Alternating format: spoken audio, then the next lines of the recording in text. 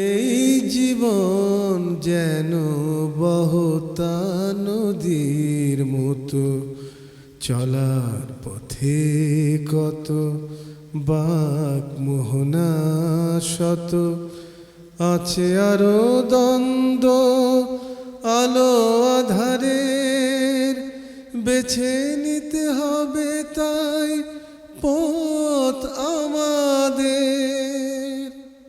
আসসালামু আলাইকুম। প্রিয় দর্শক, আপনারা যারা দেশে আছেন প্রবাসে, সবাইকে জানাই অনেক অনেক প্রীতি ও শুভেচ্ছা। শুরু হলো অ্যান্টিবায়োটিক এবং লাভ হলো নিবেদিত টক শো আলোকপাত। আমাদের আজকের বিষয় তাকওয়া অর্জনের আমল। এ বিষয়ে কথা বলবেন বিশিষ্ট আলেম ডক্টর ইমাম হোসেন। আসসালামু আলাইকুম রহমতুল্লাহি ওয়াবারাকাতুহ। প্রিয় দর্শক, তাকওয়া শব্দের সাথে আমরা পরিচিত। বিশেষ করে রমজান মাস আসলে তো তাকওয়ার উপরে অনেক আলাপ আলোচনা হয়। তাকওয়া বিষয়ে অনেকেরই প্রশ্ন ছিল। খোলাফায়ে রাশিদিনের অন্যতম যে খলিফা হযরত ওমর রাদিয়াল্লাহু আনহুর মধ্যেও তাকওয়া প্রসঙ্গে প্রশ্ন ছিল। এটা খুবই সঙ্গত প্রশ্ন, কারণ তাকওয়া অর্জনের উপরই নির্ভর করে আমাদের জীবনের সফলতা এবং ব্যর্থতা। আসুন, এই গুরুত্বপূর্ণ বিষয়ে আমরা আজকের বিজ্ঞ আলেমের কাছ থেকে জেনে নিই। শুরুতে আমরা আপনার কাছে তাকওয়া বিষয়ে একটু জানতে চাইব এবং তাকওয়া অর্জনের আমলগুলি কি সে বিষয়ে আমরা যেতে চাইব। আলহামদুলিল্লাহ, ওয়াসসালাতু ওয়াসসালামু আলা রাসূলিল্লাহ ওয়া আলা আলিহি ওয়া সাহবিহি ওয়া মাওয়ালা। আলহামদুলিল্লাহ, যে বিষয়টি আজকের আলোচ্য বিষয় খুবই গুরুত্বপূর্ণ একটি বিষয় এবং অনেক লম্বা দীর্ঘ আলোচনার বিষয়। তো আমরা চেষ্টা করব ইনশাআল্লাহ সংক্ষেপে মূল পয়েন্টগুলাই আলোচনা করার জন্য। কোরআনে কারিমে আল্লাহ সুবহানাহু ওয়া তাআলা তাকওয়া শব্দটিকে, তাকওয়া, মুত্তাকিন, এই শব্দগুলো এত অধিক ব্যবহার করেছে, বারবার এসেছে। কোরআন কারীমের শুরুতেই এসেছে আলিফ লাম মিম যালিকাল কিতাবু লা রাইবা ফীহি হুদাল লিল মুত্তাকিন। এইভাবে নবী সাল্লাল্লাহু আলাইহি সাল্লাম যখনই খুতবা দিতেন, খুতবার শুরুতেই 4টি আয়াতে কারিমা তেলাওয়াত করতেন। 4টি আয়াত তাকওয়া সম্পর্কে। সূরা আলে ইমরানের 102 নম্বর আয়াত, ইয়া আইয়ুহাল্লাযীনা আমানুত্তাকুল্লাহা হাক্কা তুকাতিহ। সূরা আন-নিসার প্রথম আয়াত, ইয়া আইয়ুহান নাসুত্তাকু রাব্বাকুম। সূরা আল আহজাবের 71-72 নম্বর আয়াত। এরকম নবী সাল্লাল্লাহু আলাইহি সাল্লামও যখনই কোনো ওসিয়ত করতেন প্রথমে বলতেন উসিকুম বিতাকওয়াল্লাহ, আমি তোমাদেরকে তাকওয়ার ওসিয়ত করছি। এই কারণে যুগে যুগে সালাফে সালেহিনদের মধ্যে সবাই উৎসুক ছিলেন যে আসলে তাকওয়াটা কি। তো এই জন্য যুগে যুগে দেখা গিয়েছে বোঝার চেষ্টা করেছেন যে তাকওয়াটা বোঝা খুবই দরকার, যেহেতু আল্লাহ সুবহানাহু ওয়া তাআলা এত গুরুত্ব দিয়েছেন, নবী সাল্লাল্লাহু আলাইহি সাল্লাম গুরুত্ব দিয়েছেন। তো তাকওয়া শব্দের আবিধানিক অর্থ হইল বেকায়া থেকে। বেকায়া মানে আত্মরক্ষা করা, নিজেকে বাঁচিয়ে রাখা। অর্থাৎ যে কথাটি ওমর রাদিয়াল্লাহু তাআলা আনহু উবাই ইবনে কাব রাদিয়াল্লাহু তাআলা আনহুকে জিজ্ঞাসা করেছিলেন যে মা হিয়া তাকওয়া, তাকওয়া কি জিনিস, আমাকে একটু ভালো করে বুঝিয়ে দাও। তো উবাই ইবনে কাব রাদিয়াল্লাহু তাআলা আনহু বলেছিলেন যে আপনি এমন একটি রাস্তা দিয়ে যাচ্ছেন যে রাস্তার দুই দিক থেকে কাঁটা গাছ, কণ্টকযুক্ত পথ। তো সেই পথে আপনি যেভাবে কাপড় চোপড়কে, শরীরকে আপনি টেনে ধরে অত্যন্ত সতর্কভাবে আপনি রাস্তা অতিক্রম করেন, এটাই হলো তাকওয়া। আমরা জীবনের সর্বক্ষেত্রে যখন যে কাজ আমরা করতে যাব, দেখব আমাদের চতুর্দিক থেকে বিভিন্ন রকমের হারাম পন্থা, আল্লাহ সুবহানাহু ওয়া তাআলা নিষিদ্ধ অনেক বিষয় চলে আসতেছে এবং সেগুলো খুবই লোভনীয়, আকর্ষণীয়। তখন সেগুলো পরিহার করে নিজেকে আত্মরক্ষা করা, মানে সচেতনভাবে চলতে হবে, নিজেকে বাঁচিয়ে চলতে হবে। আল্লাহর ভয় অন্তরের ভিতর সবসময় জাগ্রত রাখতে হবে। এটাই হলো মূলত তাকওয়া ভিত্তিক জীবনযাপন, তাকওয়ার উপরে চলা। আল্লাহ সুবহানাহু ওয়া তাআলা তাকওয়ার অনেকগুলো পুরস্কার, অনেক যা কোরআনে কারিমে বর্ণনা করেছেন। মুত্তাকিনদের জন্য আল্লাহ সুবহানাহু ওয়া তাআলা জান্নাত রেখেছেন, উইদ্দাত লিল মুত্তাকিন। তারপরে তাকওয়া অর্জন করলে আল্লাহ সুবহানাহু ওয়া তাআলা জাহান্নাম থেকে মুক্তি দেন। এই ধরনের অসংখ্য যাজা পুরস্কারের কথা রব্বুল আলামিন ঘোষণা করেছেন। তাকওয়া অর্জনের আকাঙ্ক্ষা গুরুত্ব তো যারা মুসলিম তারা উপলব্ধি করেন, কিন্তু সমস্যা হলো এটা কীভাবে অর্জন করবেন, এই আমলগুলো কি? জি, এটাই হলো আসলে মূল বিষয়, যে আমরা সবাই চাই যে আমরা মুত্তাকিন হব, আমরা তাকওয়া অর্জন করব। তো তাকওয়াটা আসলে কিভাবে অর্জন করব? কোরআনে কারীম প্রথম থেকে শেষ পর্যন্ত আমরা যদি স্টাডি করে দেখি এবং নবী সাল্লাল্লাহু আলাইহি সাল্লামের সহিহ হাদিসগুলো যদি আমরা দেখি, তা আমরা দেখতে পাবো যে আল্লাহ সুবহানাহু ওয়া তাআলা কিছু বিষয়কে, কয়েকটি জিনিসকে এত গুরুত্ব দিয়েছেন যে এগুলোর মাধ্যমে একজন মুমিন তিনি মুত্তাকি হতে পারেন, তাকওয়া অর্জন করতে পারেন। এর মধ্যে গুরুত্বপূর্ণ যে বিষয়গুলো, প্রথমে যে বিষয়টি সেটি হলো আল্লাহ সুবহানাহু ওয়া তাআলার তাওহীদ, তাওহীদুল ইবাদাহ। এটি একজন মুমিনের তাকওয়া অর্জন করতে গেলে প্রথমেই এই বিষয়টি দরকার যে তার সমস্ত ইবাদতের ক্ষেত্রে আল্লাহ তাআলার একত্ববাদ থাকতে এই হবে। তাওহীদটাকে কেন এত গুরুত্ব দেওয়া হলো, কারণ এটা প্রথমেই কেন বলা হলো?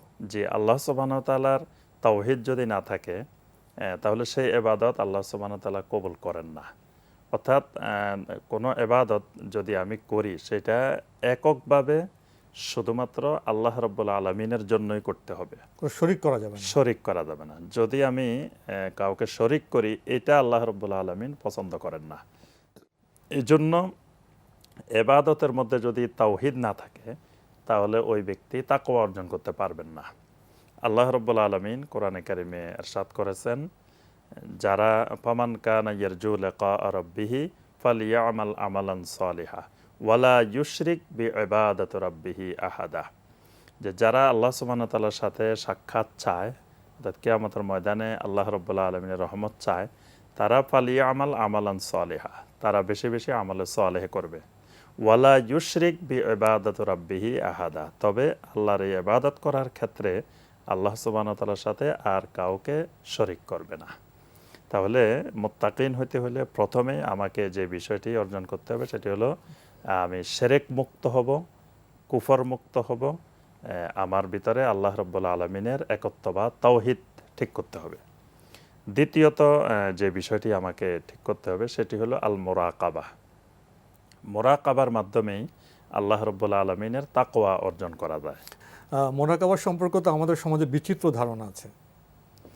জি, আমাদের সমাজে মূলত মুরাকাবা বললে অধিকাংশ মুসলিম ধ্যান বা মেডিটেশনকে মুরাকাবা মনে করে।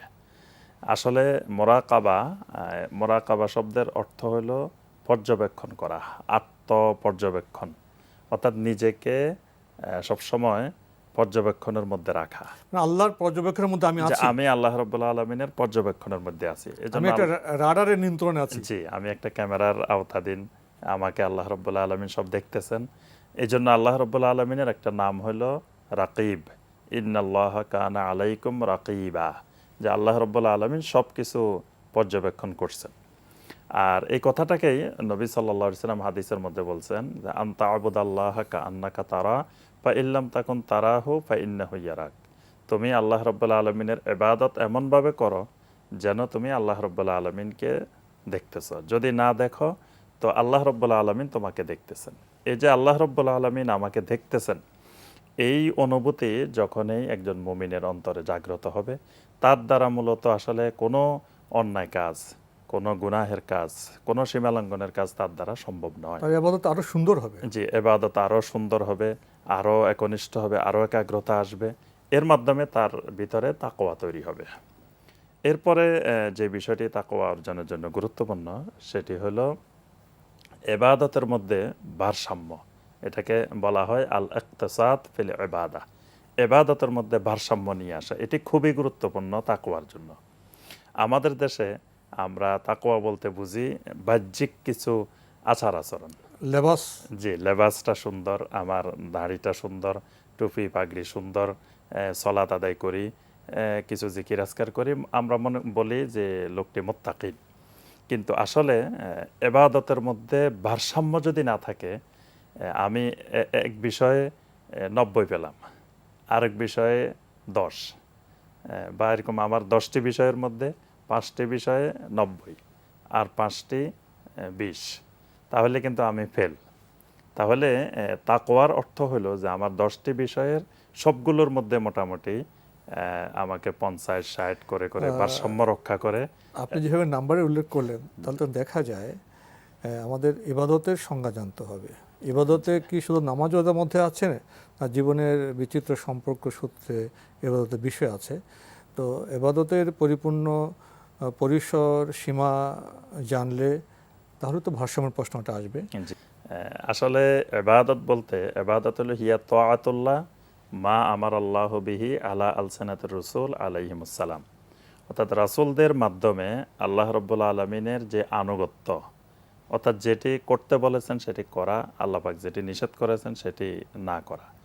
এটি আমাদের জীবনের সব ক্ষেত্রে এটি বিস্তৃত। নামাজ, রোজা, হজ, যাকাত এগুলো ইবাদতের একটা অংশ। পারিবারিক জীবন, পেশাগত জীবন, জি। সাংস্কৃতিক জীবন, জি, মিডিয়ার সব। জীবন, জি। ইমামতির জীবন, কৃষির জীবন, কৃষি জীবন, বিজ্ঞান সবগুলাই গবেষণার জীবন, ইবাদতের পরিবেশ আওতাভুক্ত। ভারসাম্য রক্ষার জীবন, অর্থাৎ জীবন যত ব্যাপক ইবাদত ততই ইবাদত ব্যাপক, তত ব্যাপক। জি। এবং সেখানেই ভারসাম্য সেখানে প্রতিষ্ঠা করতে সব হবে। ইবাদতের মধ্যে আমাকে ভারসাম্য রক্ষা করতে হবে, অর্থাৎ প্রত্যেকটা কোনো ইবাদত প্রান্তিক হওয়া যাবে না, এককেন্দ্রিক হওয়া যাবে না। এককেন্দ্রিক হওয়া যাবে না, তাহলে আমি মুত্তাকিন হব না।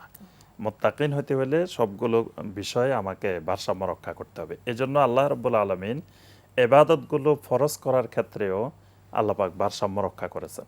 যে সালাত, 5 ওয়াক্ত সালাত রাব্বুল আলামিন ফরজ করেছেন।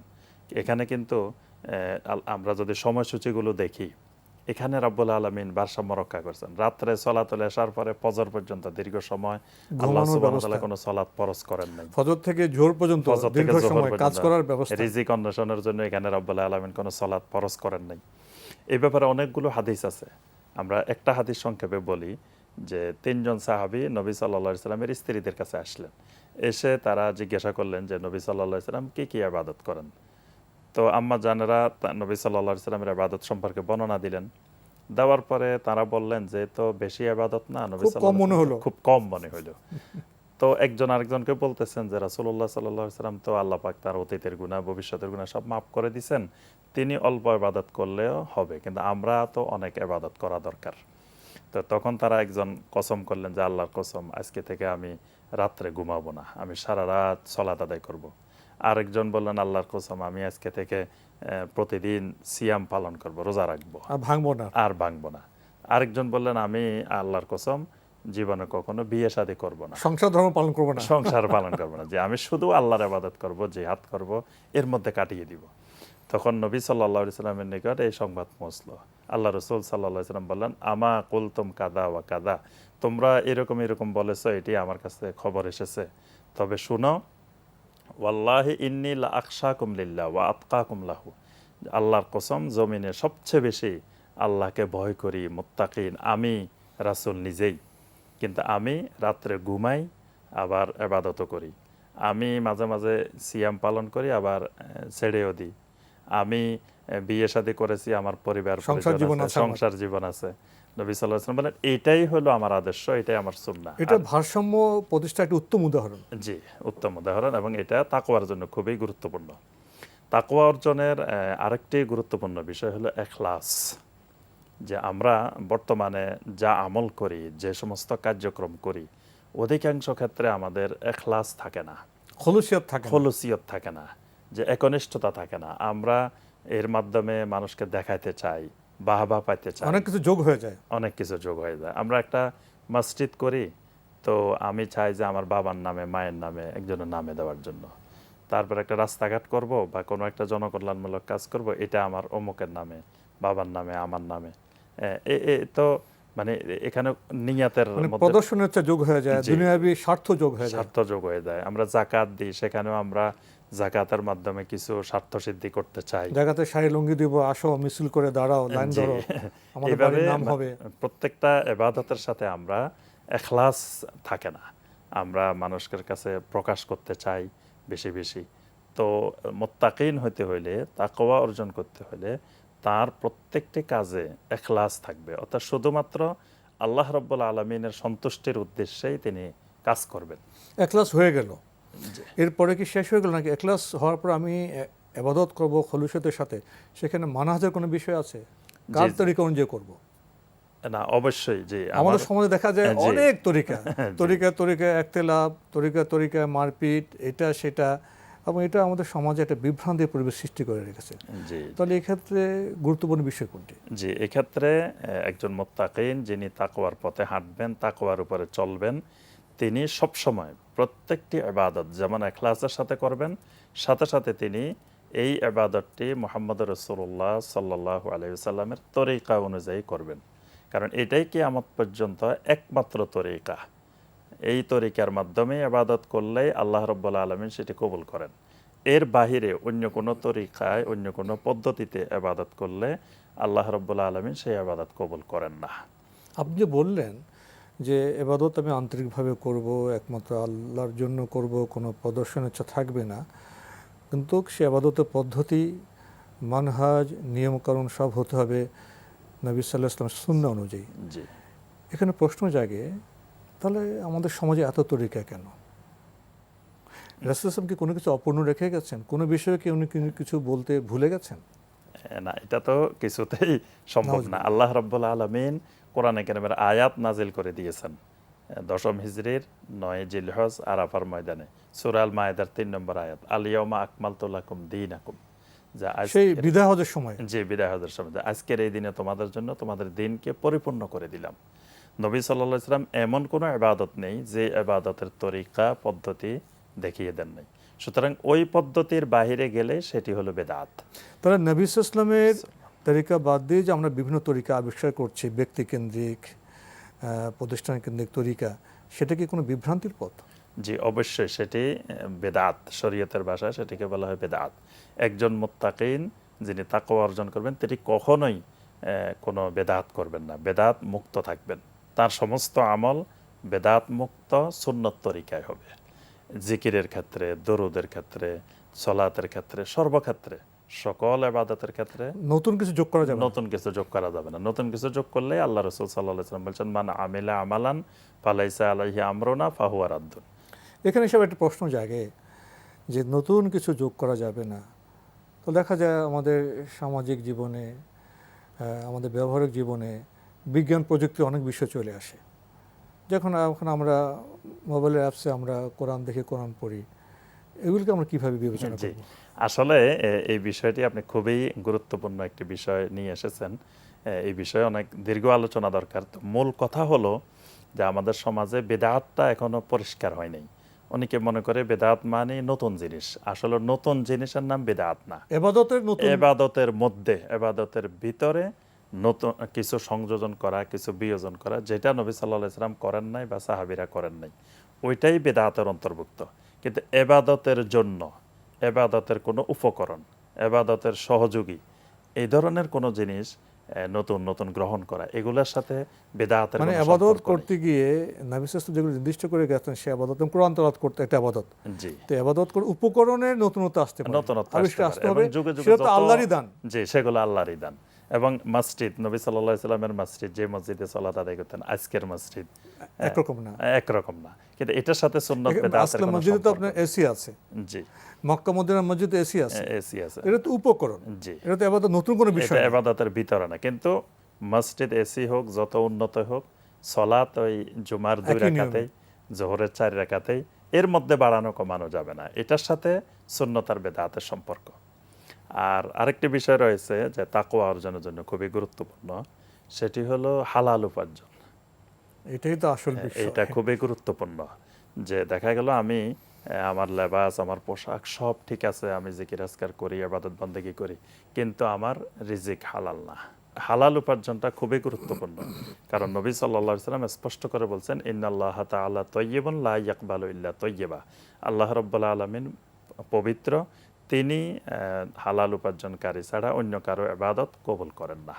এজন্য অবশ্যই তাকওয়া অর্জন করতে হলে আমার ব্যবসা বাণিজ্য, আমার চাকরি বাকরি, আমার সমস্ত উপার্জনের যত মাধ্যম আছে, এগুলো অবশ্যই সুদমুক্ত, ঘুষমুক্ত, অর্থাৎ ইসলাম বহির্ভূত কোনো পদ্ধতিতে আমার উপার্জন করা যাবে না, সেগুলো খাওয়া যাবে না, সেগুলো দিয়ে আমার পরিবার পরিজন চালানো যাবে না। তাহলে হালাল উপার্জন মানে আমার খাদ্য হালাল হতে হবে, আমার পোশাক আশাক পরিধেয় জীবন যে বিভিন্ন উপকরণ সেগুলি হালাল হতে সেগুলো হবে। সব হালাল হতে হবে, এটিও তাকওয়া অর্জনের একটি গুরুত্বপূর্ণ খুবই আমল। গুরুত্বপূর্ণ। তো আজকে সংক্ষিপ্ত সময়ে আপনি খুব কিছু মৌলিক বিষয় উল্লেখ করেছেন।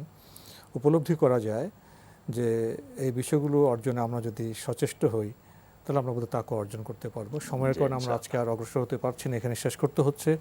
ডক্টর ইমাম হোসেন, আপনি কষ্ট করে আমাদের স্টুডিওতে এসেছেন, সময় দিয়েছেন, সেজন্য আপনাকে অনেক ধন্যবাদ। জি, আপনাকে অসংখ্য ধন্যবাদ। এনটিভির সকল দর্শক শ্রোতাদেরকেও ধন্যবাদ জানাই। প্রিয় দর্শক, আমরা এতক্ষণ দেখছিলাম এনটিভি আয়োজিত এবং লাভ হইল নিবেদিত অনুষ্ঠান আলোকপাত। আমাদের আজকের বিষয় তাকওয়া অর্জনের আমল। আমাদের অনুষ্ঠান আপনারা এনটিভি অনলাইনেও দেখতে পারবেন, ভিজিট করুন www.ntvbd.com। এছাড়া ইউটিউবে এবং আমাদের ভেরিফাইড ফেসবুক পেজে অনুষ্ঠান দেখতে পারবেন। প্রিয় দর্শক, তাকওয়া শব্দটি আমরা প্রায় শুনে থাকি, বিশেষ করে রমজান মাস আসলে এই বিষয়টি বহুলভাবে উচ্চারিত হয়ে থাকে। বিশ্বাসী হিসেবে, ইমানদার হিসেবে, মুসলিম হিসেবে তো আমরা তাকওয়া অর্জন করতে চাই, কারণ তাকওয়া ছাড়া মুক্তি নেই, তাকওয়া ছাড়া সাফল্য নেই। কিন্তু তাকওয়া অর্জনের আমল কি? আজকের বিজ্ঞ আলোচক সুস্পষ্টভাবে সে বিষয়গুলো বর্ণনা করেছেন। আসুন আমরা তাকওয়া অর্জনের যে উপযোগী আমল সেটা বুঝি, জানি এবং তা অর্জনে আমরা সচেষ্ট হই। প্রিয় দর্শক, মহান আল্লাহ আমাদের সবাইকে নিরাপদে রাখুন, রাখুন শান্তিতে। আসসালামু আলাইকুম। চলার পথে কত বাক মোহনা শত, আছে আরো দ্বন্দ্ব আলো আধারের, বেছে নিতে হবে তাই পথ আমাদের।